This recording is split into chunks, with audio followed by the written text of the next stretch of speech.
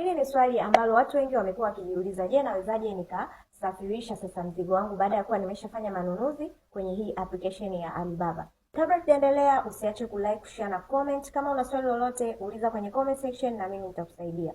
Kuna njia tofauti tofauti ambazo watu wanatumia kusafirisha bidhaa zao, lakini leo mimi nitakutajia hizi njia 3 common ambazo watu wengi wanatumia kusafirisha products zao. Njia ya kwanza ni air freight. Hii mara nyingi ni usafirishaji kwa njia ya anga, na hii mara nyingi wanachaji kwa uzito, lakini pia ina faida yake kwa sababu mzigo wako utafika ndani ya muda. Inatumia kama wiki 2 tu, unakuwa umeshapokea mzigo wako ndani ya hizo wiki 2.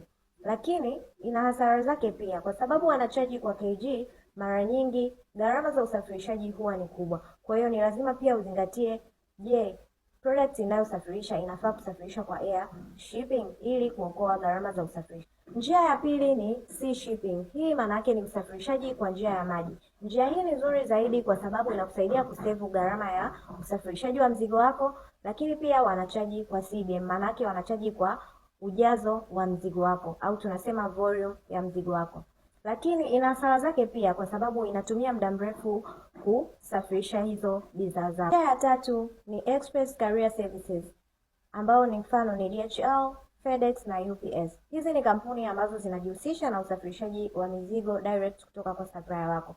Lakini pia wana hasara zake kwa sababu gharama wanazotoza ni kubwa sana. Kwa hiyo kwa mizigo mikubwa sio njia salama ya kusafirisha mizigo yako, labda kama unasafirisha products ndogo ndogo, na wao wanatumia siku 3 hadi 7 kupokea mzigo wako. I hope kuna kitu ambacho na wewe leo umejifunza. Sasa kwa msaada zaidi namna gani ambavyo unaweza ukasafirisha bidhaa zako kwa usahihi zaidi na kwa kuokoa gharama za usafirishaji, unaweza ukanitafuta DM au WhatsApp na mimi nitakupa utaratibu wa namna gani unaweza ukapokea haya mafunzo. Tunakusaidia kuanzia process zote za kuchagua supplier hadi kupokea mzigo wako hapa Tanzania. Thank you and bye bye. See you on my next video.